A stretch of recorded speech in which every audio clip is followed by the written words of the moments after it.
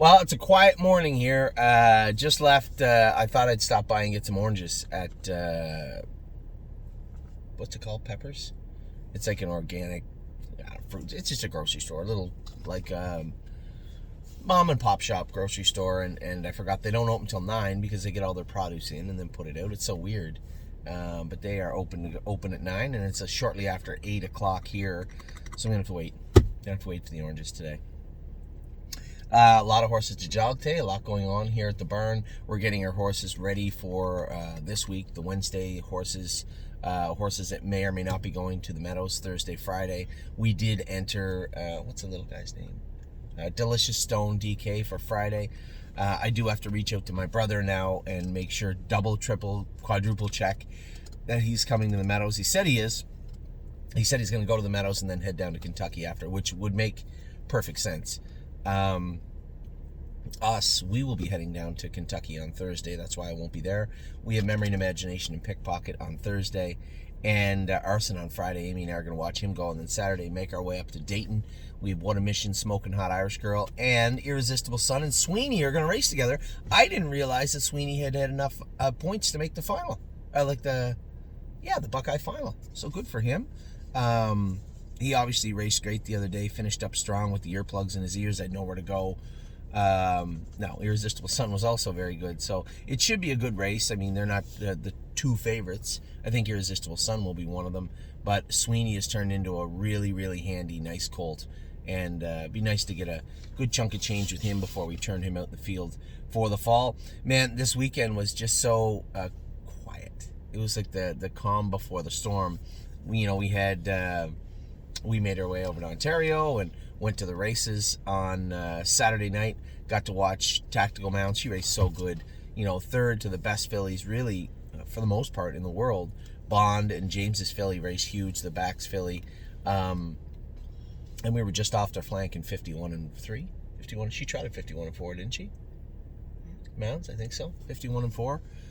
Just raced so good, and Megan and Scotty do a great job with her. It was nice to talk to Scotty too. It's so, I told you guys in a video last week, it's so hard. Even a guy of Scott's stature. Here's a guy that won the North American Cup, right? Won the Hambletonian. He's in Kentucky. He has a bad super final day. Doesn't want to go out to eat. Really, he's kind of hard on himself, because the horses didn't race the way he wanted, or maybe he got in a bad spot that he didn't want to get in, and somehow he's going to go home and relive it, and even the next day he could beat with a favorite or something because he wasn't in good humor. He had a decent Tuesday, which was like C day, and he was taking it in stride, but a little depressed, and then makes his way up to Delaware and wins the Little Brown Jug. And I'd said to him after, I said, "You okay now, Princess? You all right now?" And just jokingly, and it was nice for him to recognize that, even guys like him, top of the food chain, world-class drivers, sometimes have a tough time turning the page. And, obviously he did. He didn't let it eat away at him to the point where it affected the way he drove. the way he drove in the Little Brown Jug. Obviously he had the horse in a perfect place, but at the same time still took up some rent, took up some spot, took up a place in his head. And even he recognized that you gotta turn the page. So happy for him to win the Little Brown Jug, and then went up to, I don't think he won any races at Mohawk that night. Jody, so happy for Jody and Herb Holland. Somebody said, "Oh, do you know Herb Holland?" I've known Herb. In fact, I gotta send Herb Holland a note. I hadn't sent him a note yet. I've known Herb Holland, it seems like my whole life, but I've known him since I moved to Ontario. I've known Herb Holland for 25 years, and you want to talk about a guy that just has horses. Right? Doesn't have any killers for the most part any year. Goes out, races, shows up in the paddock with Carolyn every night, races their horses, goes home, puts them away, rinse and repeat for decades. And then jumps up and has captain's quarters, win the Metro Pace.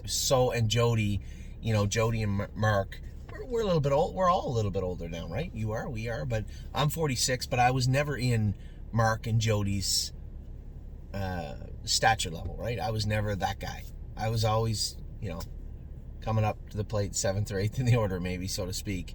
But for those guys too to start losing drives to Dexter Dunn and those people, it bothers you, right? Because you really feel that you're still at the top of your game. Mentally you are, and probably physically you're fine, but it's such a tough game. You know, you wake up one day and you're just obsolete, and it's so hard. Again, it doesn't affect me the same way, but for them, I feel bad for them. But it happens to everybody, right? John Campbell got to go out in his terms, right? Today is my last day type thing. Where other people, they race and race and race until it becomes glaringly obvious that you are now an older piece of machinery, so to speak, in the barn. And there's nothing wrong with that. It happens to every sports athlete. But that transition is tough. And I'm not saying that Mark or Jody or anybody our age is going through that, but you do slide a bit, right? Those younger kids, the McCarthy, Todd McCarthy and Dexter and those kids, they do get, there's Aunt Lily going, they do get those drives a little bit more, right? New broom always sweeps the best. And I was so happy to see Jody Jameson win the Metro, and you know, it's nice to see, you know, good people win big races, and very, very happy for them. Obviously, James got beat in the Metro by Jody, but his horse raced good too. Casey's horse raced good too, and James's own colt was third. I'm missing one. Who was the other one? He did good. Oh, the Bags filly. He was second in the Elegant Image. Mm-hmm. He was third with his horse in the Canadian Trotting Classic, and he was second in the Metro. What did he win? He won the Philly Pacer. So much more? That was just the other one? No, the big one. Went for 5-something. Oh, that's right too. He did. Yeah, James had a huge night. So it's great to see James do good also. I got to speak with Elliot, one of our clients, Elliot, at the racetrack upstairs. So it was nice to talk to him. And then Daniel and Sandy were in town from Australia. They're going to be in Lexington. It was great to catch up with them also. So such a great time. But it's so weird. You know, you went Delaware, it's just go, go, go, go, go, go. And then all summer, it's just this wave of horses coming and going and racing. And then you get to this week that just pops up and it's boom, everything's quiet, right? Jug week's over. The horses are racing in Ontario. The Meadows was shut. We didn't have a lot to race at Northfield Park. It was just quiet, and it's never like that. And it was nice. It was nice. But you're screwed down so tight. You're like, you know, you're looking for something to do. That's just you. No. You're looking for something to do. They make medication for that. No, there's just nothing to do. So for the first couple of days, it's almost annoying, right? You're jittery, and then this chill comes over you. So I'm pretty laid back today. Excited about the week ahead because it isn't super busy. And Wednesday is. Wednesday I have Northfield and the Meadows. But then Thursday morning, Amy and I drop the kids off and right to Lexington. For those 3 days, then Dayton, and then the sale. And I know I've been leaning on everybody. I saw some chunks of the buckets go today, and I've been leaning on everybody to buy them. Obviously, I have a lot of people emailing me with questions about the buckets and emailing me about getting involved with the buckets. Ultimately, my goal will be to try and sell out large chunks of those buckets as we head into Lexington. It's a big time of the year for us. It's a big sale. And I want to make sure that we get everything we want out of that sale. We were fortunate, you know, truthfully speaking, across the board, we got everything we wanted in Ohio, right? We're set up for 2024 with a very, very acceptable team for even more than that, right? I knew the ones we didn't get, we weren't going to get, and I was okay with that. The ones we got were the ones we wanted, and I've been hesitant to say, but you guys may have missed it or not, but I believe wasn't that a world record? It was definitely a track record. Rose Run Zane. Rose Run Alexander's brother set a track record and maybe a world record at Delaware the other day. He was amazing. And then obviously we picked up Aunt Lily, whose sister was a creature in Pennsylvania all year. So we ended up, well, I'll put it to you this way. I had on my short list of horses that might be that premium horse, right? I had a list of 7 on that list. Ron Burke, I think, got 2 of them. Somebody else got another one. I got 3 out of that list, right? Rose Run Alexander was on my top premium list. Now, she slid a bit because I said, I don't think I have to give $65,000 for her, right? I think she'll bring 50, 55. And she didn't. She brought 47. Aunt Lily was on that list. Bang, right on, 65,000.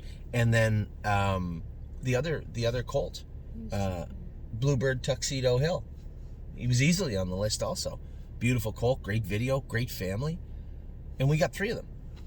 Got all the horses we needed, all the horses we wanted for Ohio. We are absolutely perfectly positioned for Ohio 2024. And I would like to have that also happen for Pennsylvania, Ontario, Kentucky, New Jersey. We'll grab a couple of Indiana breds. No complaints about Indiana. Mel Gibson's had a great year. Mounts for All, I think, is going to be a good 3-year-old.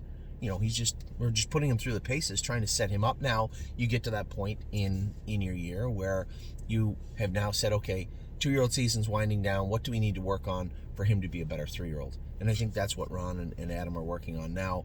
They did enter him in an overnight last week, but I think they said, don't quote me, I think a foot abscess or quarter crack kept him out, but they say he's ready to go now, so he'll race in the next race and then the next stake race. I think the next stake race is October 3rd. So, just not a lot going on today. Not a lot going on tomorrow. A little bit going on Wednesday, and then Thursday, the roller coaster takes off. And it'll be just a tremendous ride and a lot of fun. So again, I guess the biggest note for today, yes, of course, I want people to buy those buckets up and get involved for Kentucky. But most importantly, if you want to come to Kentucky, feel free to come to Kentucky. You'll never have a better time. It is the one week in the calendar that we truly do not want to miss. You can come look at horses with us, watch us bid, come out to dinner with us. It's just a great time for us. And at some point down the road, we'll probably try to make it even more about the stable and have more of a stable outreach as we head into Lexington. But for now, for this year, we're going to stay the course. We're going to have a show starting on Monday through Friday. We're going to have tons of horses to look at and some horses to race. And for the first time ever at the stable, we are going to have a horse racing in Grand Circuit Week. Friday, the last day of the sale, Friday Friday afternoon, we are going to have Pickpocket race in the International Stallion. So that is a first for us also. So as I said, not a lot to report as far as the racing. I thought Mounds raced her eyeballs out to be third against some of the best fillies in the world.